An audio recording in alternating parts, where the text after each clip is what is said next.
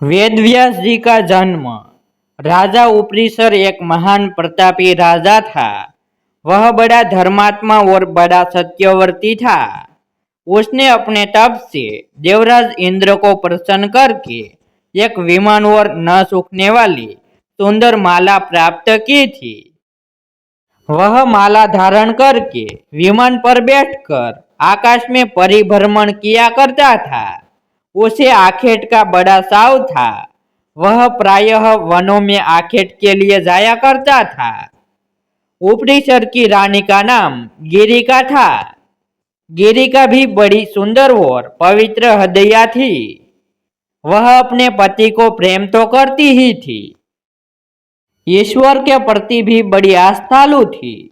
निरंतर भजन और चिंतन में लगी रहती थी। एक बार गिरिका ऋतुमती हुई। 3 दिनों के पश्चात जब वह शुद्ध हुई तो उपरीसर उसके साथ रमण करने से पूर्व ही वन में आखेट के लिए चला गया। राजा आखेट के लिए चला तो गया, किंतु उसका ध्यान रानी के साथ रमण करने की ओर ही लगा रहा। दोपहर का समय था। राजा वन में एक अशोक वृक्ष के नीचे बैठा हुआ था। शीतल और सुगंधित हवा चल रही थी। मृदुल स्वरों में पक्षी गान कर रहे थे। राजा का ध्यान रानी की ओर चला गया। वह रमण के संबंध में मन ही मन सोचने लगा। राजा कामातुर हो उठा और उसका वीर्य स्खलित हो गया। राजा ने सोचा, उसका वीर्य व्यर्थ नहीं जा सकता।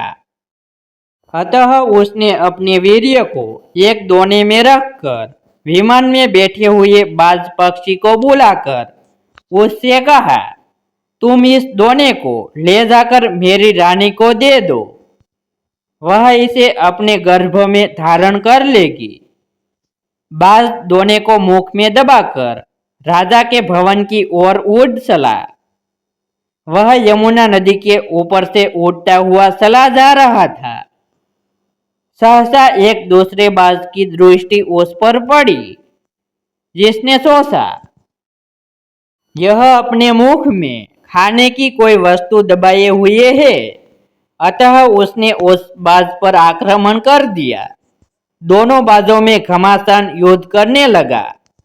परिणाम यह हुआ कि पहले बाज के मुख से दोना छूटकर यमुना के जल में गिर पड़ा। दोने में रखा वीर्य पानी में मिल गया। एक मछली की वीर्य पर दृष्टि पड़ी। उसने सोचा, यह खाने की वस्तु है। अतः वह उसको पानी के साथ निगल गए। फलतः मछली गर्भवती हो गई। दासराज नामक मल्लाह को वह मछली शिकार में मिली। जब उसने मछली के पेट को बीचों बीच से काटा तो उसके पेट से एक बालक और एक बालिका निकली। दासराज ने दोनों को उपरीसर को भेंट कर दिया। उपरीसर ने बालक को तो अपने पास रख लिया, पर बालिका को दासराज को लौटा दिया। दासराज उस बालिका को अपने घर ले जाकर उसका पालन पोषण करने लगा। दासराज ने बालिका का नाम सत्यवती रखा। वह मछली के पेट से उत्पन्न थी, इसीलिए उसके शरीर से मछली की सी गंध निकल करती थी। अतः लोग उसे मत्स्यगंधा भी कहा करते थे। मत्स्यगंधा धीरे धीरे बड़ी हुई। वह बड़ी रूपवती थी। वह यात्रियों को अपनी नाव पर बिठाकर इस पार से उस पार पहुंचाया करती थी। एक दिन दोपहर के समय महर्षि पराशर वहां जा पहुंचे। वे मत्स्यगंधा को देखकर उस पर मुग्ध हो गए। उन्होंने उससे कहा, सुंदरी, तुम्हें अपूर्व सुख मिलेगा। मैं तुम्हारे साथ रमण करना चाहता हूँ।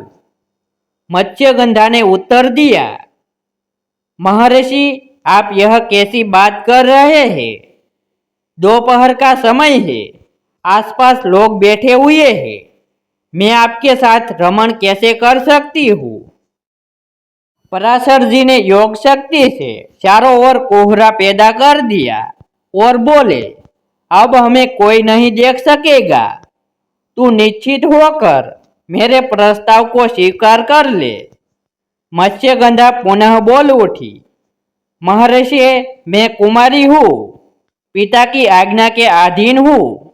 आपके साथ रमण करने से मेरा कौमार्य नष्ट हो जाएगा, मैं समाज में लांछित बन जाऊंगी। पराशर जी ने उत्तर दिया, तुम चिंता मत करो, मुझसे रमण करने के पश्चात भी तुम्हारा कौमार्य बना रहेगा।